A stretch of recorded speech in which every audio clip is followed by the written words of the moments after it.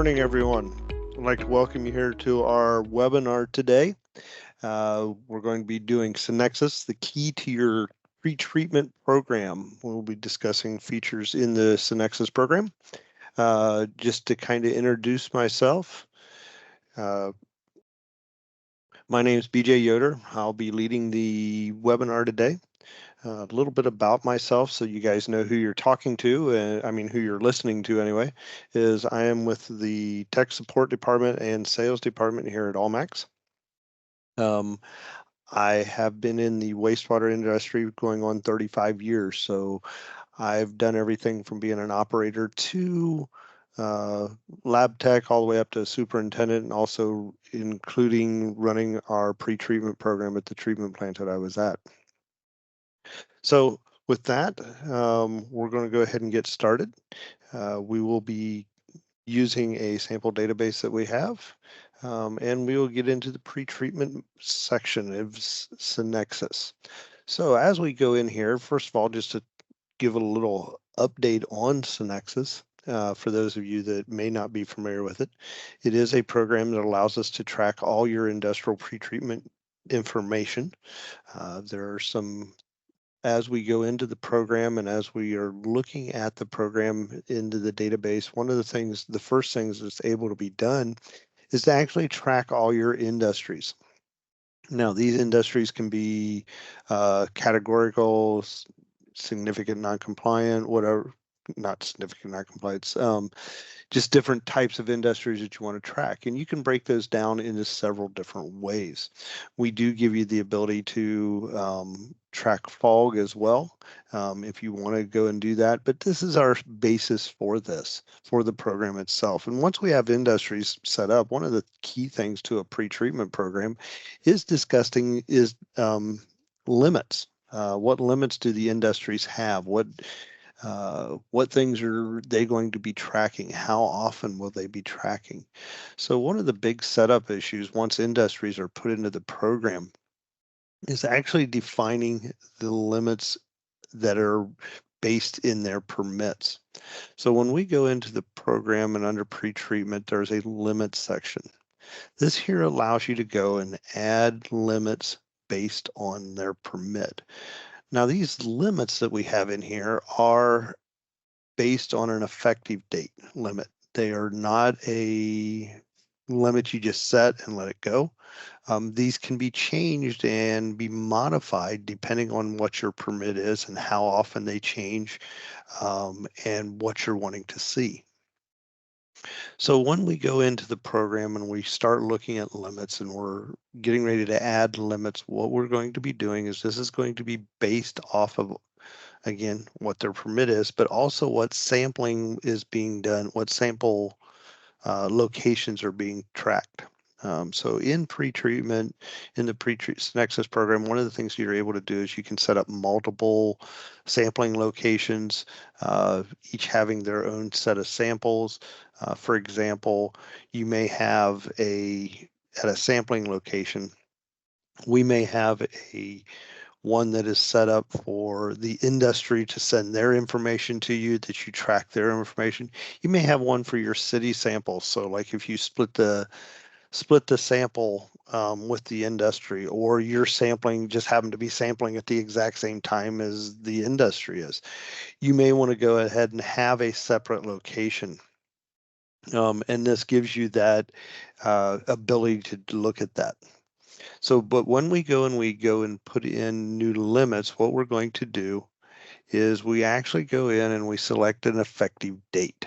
This is the date in which this limit starts. So for example, effective date would be in your permit, like if it started January of 23, that would be the starting of that date. And that effective date will then transfer and go, this limit will be set based on that date. So anything from that date forward until that changes, then you will have that ability to change that date, but that is their start effective date. So we would pick a date. We're just going to go back here to January 1st of this year, and then we're going to pick what location you're going to look at. So location parameters. So let's go with We'll just go with BOD.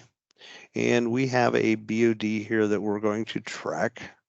And then this allows us to go and say, what is our minimum and maximum daily min, daily max, if you have one of those set. So let's say for max, for example, we have 250. So we're going to put a 250. Maybe there's a monthly limit, whether it's an average or something along that lines. It's a limit that is monthly. You can define that. Sampling frequency. This allows you to go in and define how many times in a period that they're required to sample this. What this does is there is a report that is available in the program that'll allow you to check sample frequencies. So if we go and we say they have to do 2 of those every quarter. Okay, so then what that means is when we go and run that particular report on sampling, it'll look and see if there's been entries made for that quarter into the program. That's how we determine whether or not it relies on you to being entering data into the program. So when we set up this limit and then we can save it, then what this means is this. The BOD, we have a daily max of 20. We're looking at 2 per quarter, sample-wise. Now, when you go and you set these limits up, and you would repeat this process for every limit, every parameter that you have, every sampling location, and that'd be the initial setup. What these limits are used for, there are two reports especially that really look at these limits, well, 3 actually, but 2 main ones. One of them is the SNC report, the significant non-compliance report. What it does is it looks at this information that is in these limits and determines whether or not they are in significant non-compliance or not. Now, with that being said, significant non-compliance is ran based on a 6-month time period. All right, so at some point, it's very possible you may need to have you may be looking at 2 sets of limits. So for example, we're just going to we'll stick with our BOD here. And I have a limit of 11,124. Well, let's say I go in here and I get a new permit. And I'm going to use June of this year for an example, just to kind of give an idea. But I have a new limit. It is now no longer 250, but it is 175. So there's 2 options that you can have here. We can go and we can do a brand new one just like we did before. Just hitting the plus sign, creating a brand new one, and we select that. Or one of the easier way is to go up here and we can do the drop down and add a similar limit. By doing add a similar limit, what it does is it leaves the date and all this information that we've already added that's already in here and displayed. It goes and adds additional information. It puts it in here. So now we just need to change what we need to change. So I come in here and I can change the date. All right, so we change the date and I'm going to change it's no longer 250, it's 175. And the amount, everything else stays the same. So when I save it, I now have 2 of them in here for that time period. I'm just going to go ahead and filter for BOD so we can eliminate it out. So we have 2 of them out in here. So what happens is, so if I go and I run a SNC report for, let's say, May of this year, and since it's always looking at 6 months, if I start in May, it's going to look 6 months forward. Okay, so during that time period, I may end up looking at both. The SNC report will actually look at both of these limits. So that gives us the ability to properly calculate the significant non-compliance based on the limits and date based, because they are date based. So if you're wanting to come in here and you're wanting to add limits, this is where you're going to put all those in. Now, some shortcuts here for you. So if I come in here and I go with an effective date, and we're going to go back to, again, we're going to change our date here. We're going to put it back to, I want to go back to 23. and I go and I put a date in there. Now I can go in and I'm going to look for location parameters. Now, you saw how I did it before is I did it with just one location parameter that I was looking for. So let's do this, and let's do for Chrome. So I have all these sampling locations that have Chrome at it. Well, I can select them all just by using my control key or my shift key and selecting every one of them, and I put them in here. Now, this will come into play if I am doing the same limit and the same uh, sampling frequencies as I am for, they are all the exact same ones.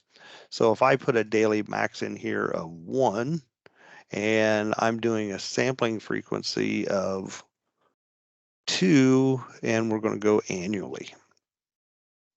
So at this point, I have a daily max of 1, and I'm looking at Chrome for all those locations. So when I hit save on it, it now added Chrome for every single one of those. So when we come in here and we filter for Chrome, I now have that limit set for every single one of them for that new date. Now, as you see, I already had one in there for Chrome back in the in 21. So what would happen is when I'm in 21, for the APS location, I have a limit of 0.155, but then starting in January of 23, I now have a new limit of 1. So those will both come into play. They will work based on date, depending on when you run your report, will determine that. So keeping track of these limits are very important. You don't just come in here and modify the one that you have. So if I come in here and I edit this one and I want to go in and just change the value, you can do that. But to really be essential and really why the limits is so important is having those effective dates. So based on your limits that you have in your permits to your industries is how you would set those up. So every year you get a new limit, or every renewal cycle, let's say 5 years or whatnot, you would actually go and put in the new limits for those items. Now, if the limits don't change, do you have to go in and put a new one in? No, you can leave it the same. I highly recommend, even if the limit doesn't change and you have a new permit cycle, is I recommend going ahead and putting that new limit in there.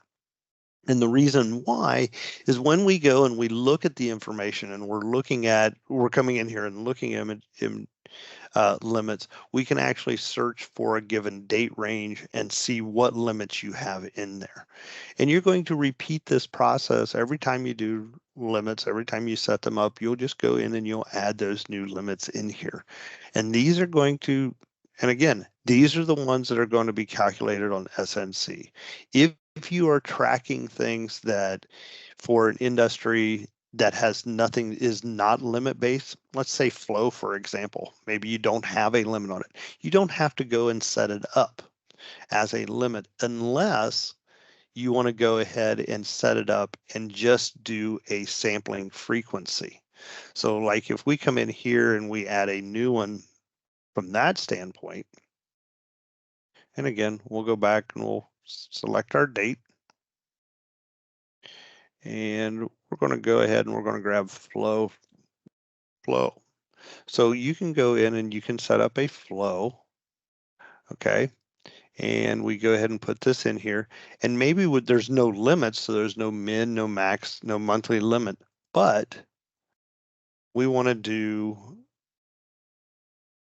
set how often they're doing it. So we want to go daily, and we want to have one per day that they send us.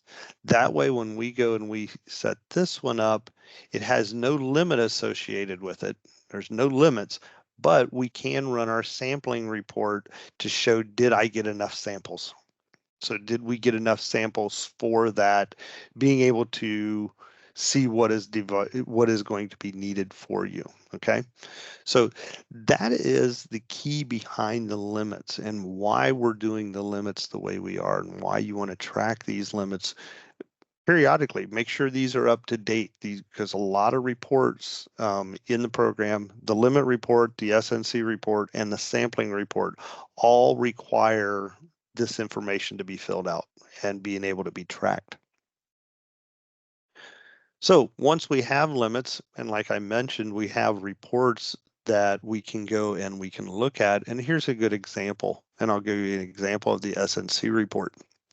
So when we go and we look at the SNC report, we can go in and select the report, fetch the data for the report, and then when we go to print it, this here then allows us to see, based on those limits that were defined, we'll determine what information is being looked at. It's going to calculate the limits on different things. And so as we go and we put these in here, so for example, our pH, we had a limit of on our pHs. So it calculates for SNC, calculates the chronic, and it calculates the TRC. If either of those are in criteria, if the chronic is set, it will mark it. If a TRC is exceeded, it will then flag it as a TRC. So no hand calculating of having to do these. If you haven't used these reports, they're very easy to set up. And these are based off of, like I said, these are all based off of those limits that we defined. So we want to track that information. So that's a good example of how the limits are used from that standpoint. Now, one of the big things in a pretreatment program, and what I found when I was running my pretreatment program, was one of the biggest pains was being able to track all the documentation, tracking phone calls, tracking information regarding around sampling events. Things were along the lines of, like I said, phone calls that come in, emails, sampling events, violation letters. All that information can be tracked inside the pretreatment program. If you haven't used it yet, this is one of those neat areas that I probably spent more time in this with my pretreatment program than I did entering data. So when I get information from the industries or whatnot, yeah, I entered all that data. It all got put into the data views and things along that lines. But the big area that I probably spent more time was in the event journal. Event journal allows us to go in and define different things, what's being done, what all this information that takes place. So from the setup standpoint of the event journal, some things that you're going to want to set up, and some of this can be set up on the fly, but you may want to go ahead and predefine it. Under pretreatment, there's an event journal setup. There are several items in here. First of all, users. These users are going to be users that are in the program. They may or may not be users in the pretreatment program itself, the Synexus program. They may be used for who's to be handling signatures on letters or things along that lines. These are those users that you'll want to define. I recommend going ahead and using first and last names, and I'll show you why here in a minute, because these do get used in the program in the setup standpoint. Okay, so we can go in and we can set those up. Another thing is setting up action types and event types. All right, these are two things that will take place in the event journal. First of all, event types. Event types, what those are major categories of which you're going to be logging things in events. So how event journal works is this. First of all, when you create a new one, and I'll show you, we'll walk through this here in a minute, but just to kind of give you the philosophy behind it, is you're going to create an event. Maybe that event is a monthly communication. This is one that I like to use at my plan a lot because I didn't want to have a whole bunch of different ones out there. I would create an event called monthly communications. By doing that, I was able to record all my industry and all my communications for a given industry. You can have, these are examples here of event type: meeting notes, sampling inspections, scheduled sampling. These are events that take place. When you create an event, what happens after that then is you also have what we call actions. And you can create as many of these as you want. You can create these on the fly, but I kind of like to try to dab and try to get as much of them ahead of time as possible. It does save you time in the long run. But when we go and we create events, then our next section is going to be creating actions. Actions are things that take place in an event. So, for example, here we have emails, inbound call, outbound call, letters, violations. To create either of these, or the event types or the action type, it's a matter of coming in and hitting the plus sign, and you select your facility that you're working in and give it new. Set sampler. That's an action that took place. You can put in comments to, so when you're searching, you're looking, you can see what you can do. Record date sampler was set. So we have that in there, and those are our notes that go with it. And you can, like I said, you can add these on the fly, but if you know what you're kind of wanting to look at and what stuff you're going to want to track, you can predefine them too. So it just makes it a little bit easier from that standpoint. Now, another thing, and this is probably one of the reasons that work really well, is being able to do form letters in the program and doing templates. One of the things that we look at when we're in the industries is, one of the things you can put in is you can put contact information in, okay? So you can put their email address, their names, titles, addresses, phone numbers, and then you can define which contact is your number one, whether it's contact one, contact two. You can go up to 4 contacts in here, so you can put those in here. So when you come in here, you're able to go in and define templates. All right. Now, you can define templates for any type of letters that you want, whether you're wanting to go in and define a letter that is a template for NOV letter, or a template, just a general letter that takes place, that you're able to go and define them. When you create a brand new one, you're going to ask for a name of the facility. You're going to have to give it a name. So we can go, we got an MOV, we got a general letter.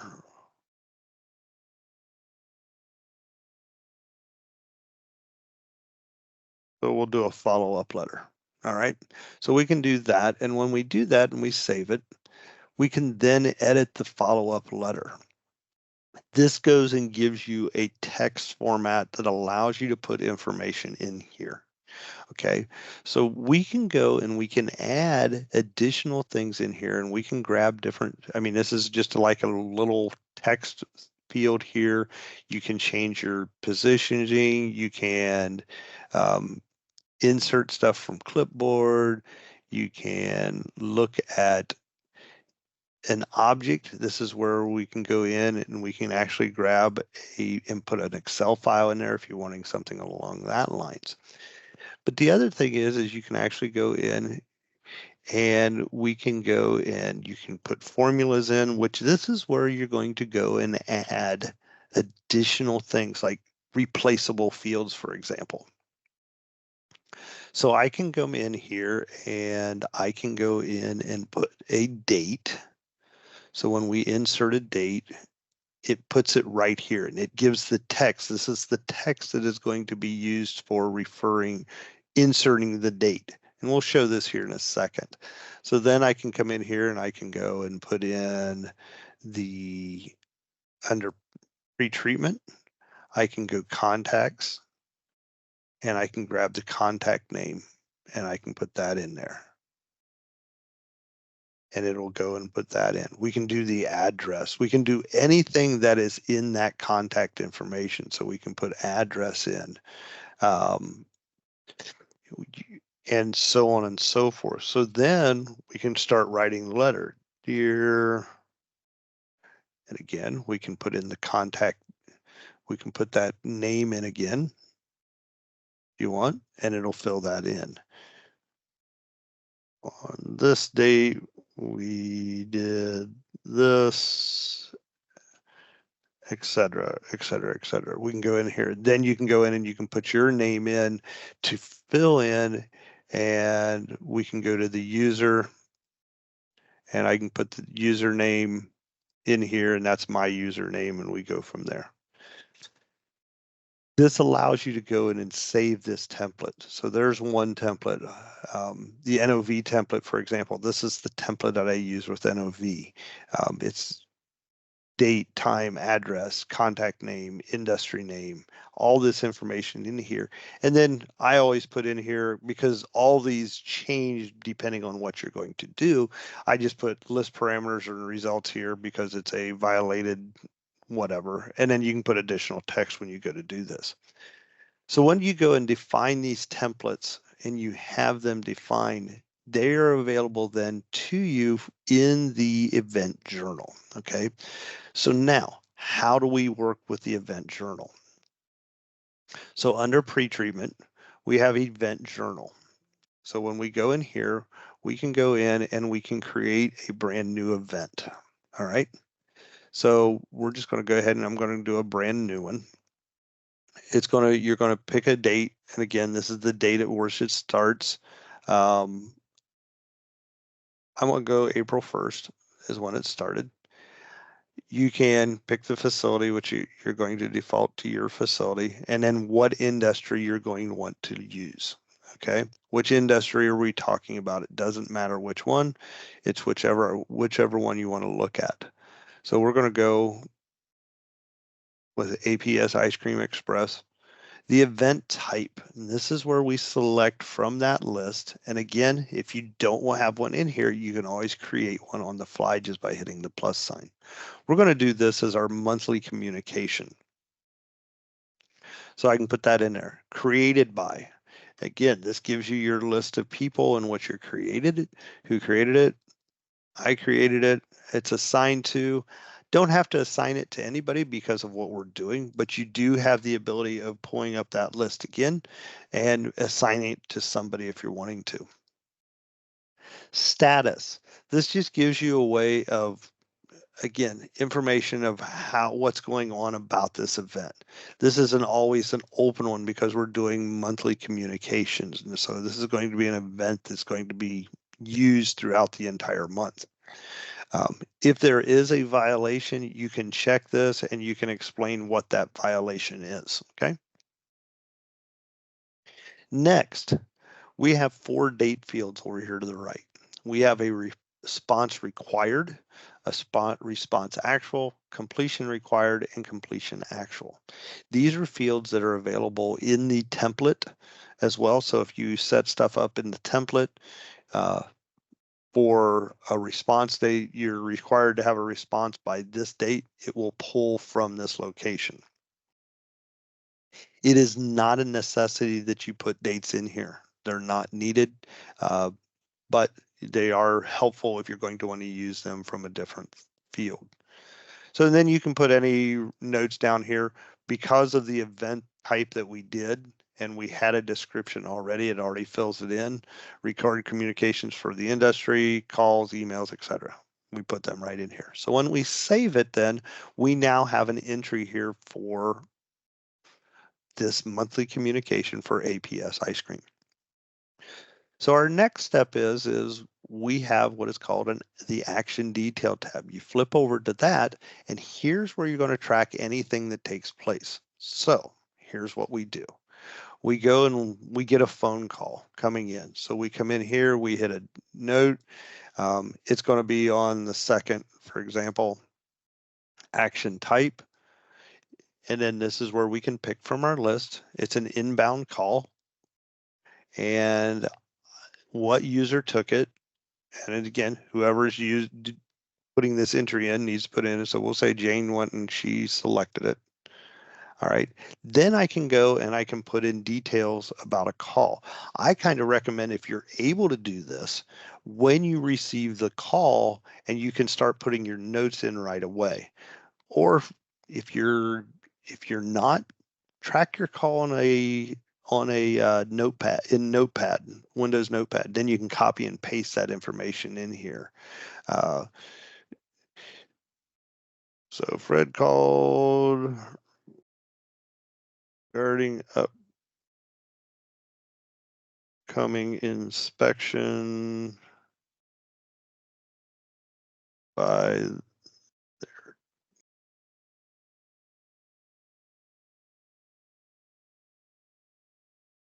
So what I put in here, so Fred called regarding upcoming inspection by their corporate office. They want us to attend the inspection. Fine. So we save this. We save the call, the action. So now I have an action in here that has information. We have all the notes. We can go back and we can refer to these notes at any other time. So the other thing that you can do in an action is you can then attach a document. Okay, so let's say not this here, but maybe after we went on site, so we do another action, and on the 12th, action type, I don't have one in here for it, so I'm just going to go and we're going to put one in here. So I'm going to go in and we're going to add an action type. We're going to call it on-site visit. And we can put whatever text in here what we want, okay? So I did an on-site visit, and I went and did it. So we did the on-site visit and went on site to walk through plant with corporate. All right. So that's what we did, and we saved it. So now we have another action. So the key here is as you're doing everything that's associated with this event, keep adding more and more actions.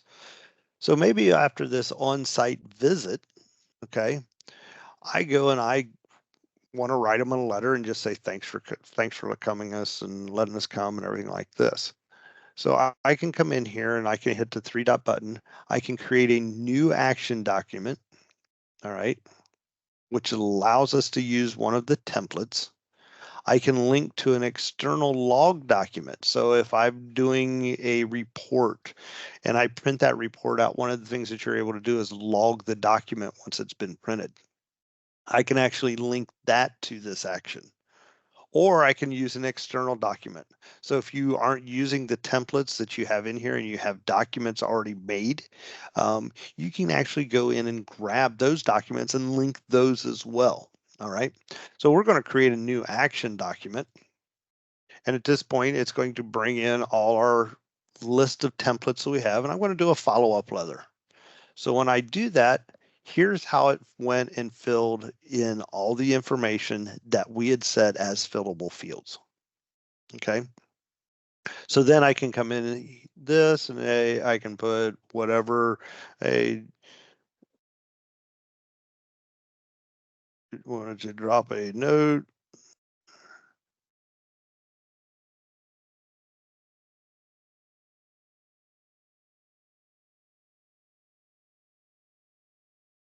For blah, blah, blah, blah, and we can go and put whatever information in here.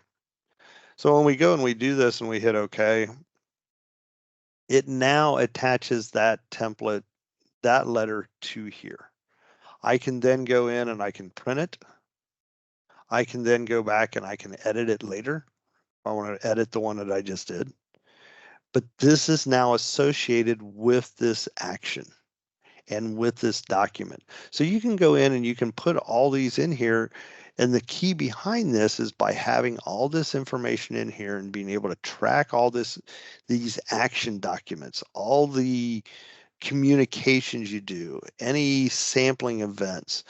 Maybe an action is an event is monthly sampling. Monthly results could be another event type. So when they go and they send you your results, maybe they send it as an Excel file to you.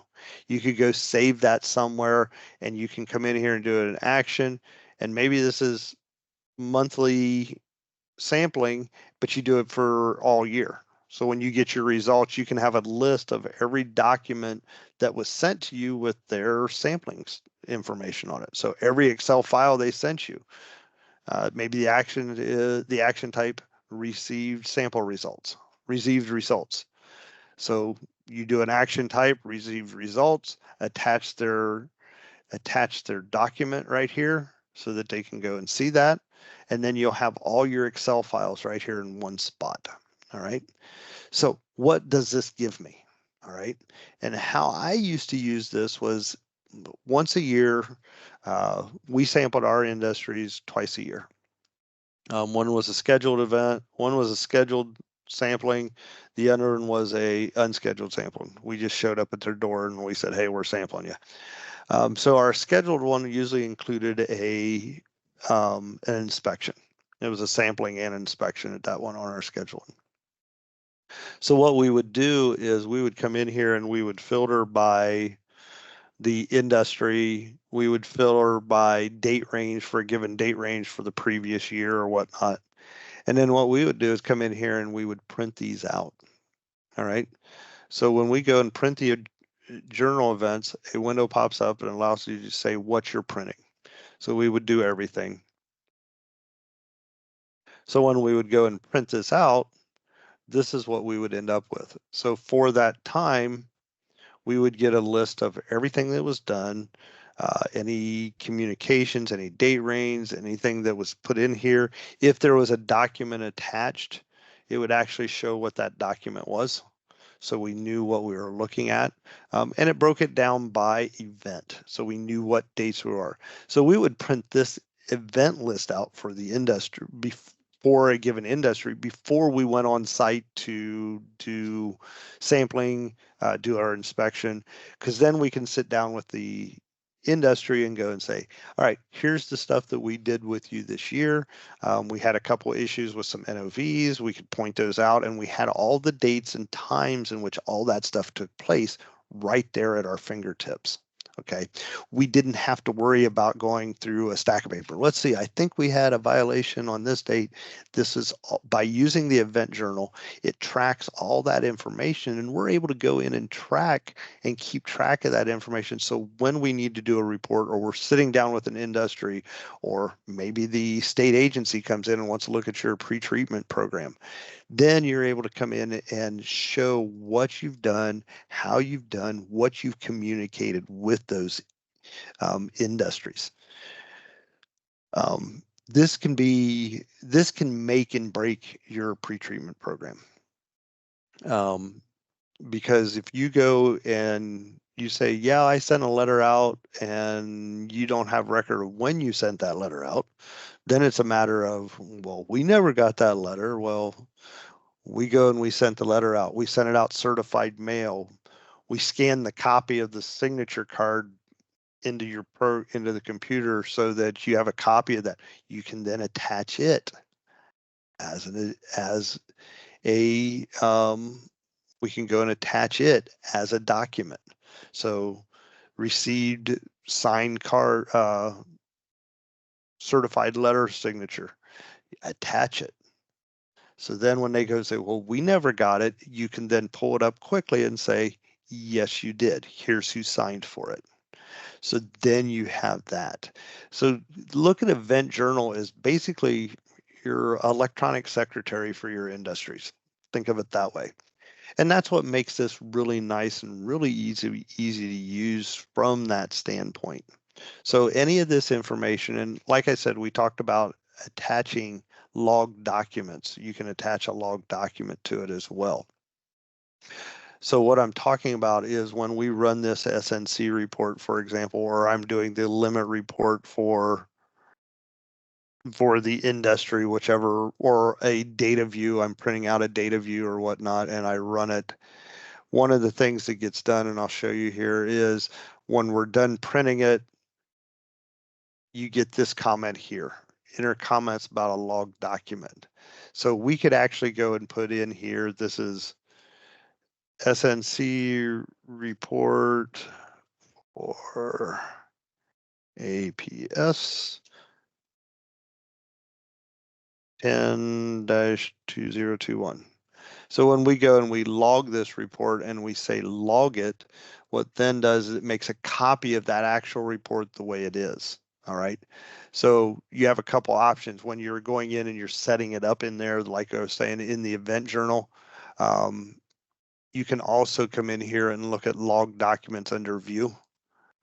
And we can grab that one that we're looking at. So we can do the SNC report. This is the one that I just saved. Okay. So when it does that, what it does as a log document, it actually creates a file. It's a PDF file of the report as it was printed. Okay. So that's what's nice about that is you have that capability of saving a copy of it. Then you can go and attach it to your report, to your log doc, to your journal docs under event journal, under action. You can actually search and find one and attach it. This also works well if you're doing a report like a data view, you get all their data in and you go and you put that into play, then you know what you've got. Okay.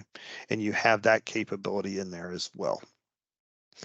So that's our main areas that we talked about today that we were going to cover today is our tracking the industries, taking care of those units, the limits, and make sure those are up to date and you do those based on date based. The other thing is the event journal. And again, if you haven't played with event journal in your system, in your program, look at the event journal because there's a lot that can be done. It can save you from, well, having to write down everything down on a piece of paper and you have an electronic version of it so you know what is there. Okay, so with that, we're just going to move on now. Things to come. Wanted to talk about here briefly about some new features that we are looking to come out this fall, winter area. One of the main things that we're looking at is a scheduler. Okay, so what we're looking at doing is putting into the pretreatment program a scheduler where you would be able to take some of those dates that you had, the response dates or dates of when things were due and things along that lines, and actually putting them on a calendar. All right. And so we can go and schedule sampling events. We can go in based on the event journal, go and create events on a calendar so we know in the future so that we go when it's time for every 6 months you go in and do a sampling event for your industry, they would be on a calendar and you'd be able to see that. That is one of the things that we have in development right now is that scheduler. Another thing that we're working on is notifications. We're looking at a couple different notifications that we're working on. That again, these are all still under development. One of the notifications is they will be, for now, will be email notifications. So you would be able to set up there'll be an area where you will set up notifications, how you get email addresses for notifications. One of them that we're looking at is if you have limits set on data entry for upper and lower data entry limits. What we're looking at is if something comes out of a limit exceeds one of those values, lower or upper, then what will happen is an email notification will be sent out. It'll say on this date for this location parameter, this was the value that was entered, this was the limit, something along that lines. And then you'll get a notification for that. And then there'll be other settings and stuff too. Another one is when a report is ran. If a given report is ran and there's like a SNC report, for example, and there's a non-compliant, you'll get a notification on that. But those are a couple of things that we're looking at developing. We're also working on a web program, cloud-based web type program that we're working on. Don't have a time frame on that. That's not going to be this fall. I mean, but this is stuff that we're looking at, and going to be able to add that information down the road and being able to have it for you. Now, since you were with us today on our webinar, we're always looking for feedback. You will be receiving an email with a feedback. I think there might even be 2 emails coming in. One will be a feedback on the webinar, what you thought about it, maybe suggestions for topics in the future that you would like to see on any of our programs that we have. If there's a particular topic you're wanting to look at. We're also going to ask that you just give us feedback. Some other things that, and I forgot to mention it, on our website now. If you go to the website and you go to the up at the top in the website itself, and I'll just show you this here. This is a new feature that we have. We've got our Get Support button and Book a Demo. So if you're wanting to demo one of our software products that you don't have, you can come here to our website, click Book a Demo, and it'll take you and let you schedule a demo with someone. Also now under our Get Support section, there's 2 things that we've done. Number one, when you get support, you can come in and you can fill information out. And then it'll come to our tech department and we will go and allow you to go and we'll contact you. Another thing that we've added is on our website is a live chat. So if you're working on something, you got a question real quick, you don't really want to call or whatnot, you can actually come to our website, do a live chat. Yes, there are about 2 or 3 automated questions that come up, but then you will get in contact with an actual live person will chat with you. And then you're able to go in and talk to them, ask the questions, and then if they want somebody, they'll ask you want somebody to call you back or whatnot. Maybe it's no, you've answered my question, great, done. You can do that. Another new thing that we have added is our customer portal. What this allows you to do is go in and register your email that you use in our system that we have for you. Register it with a login, and then you are able to see any customer cases, tickets, as we call them, support tickets that you've had with it. You can track with them. You can add comments to them. You're going to be able to do a lot of things. And we've got a lot of future things coming to the customer portal as well for our customers being able to access different information. So that's something, if you want to get registered for that, again, just go to the Get Support and go to Customer Portal and you can register that. So with that being said, we'd like to thank you for attending this webinar. Hopefully it was something useful. For those of you, I know there's several of you that aren't using our Synexus program. If you're wanting to find out more, feel free to give us a call or drop us in that follow-up, or go to the website and book a demo. We would be more happy to show you a full in-depth version of the demo itself. So with that said, thank you very much. We look forward to attending another webinar with us.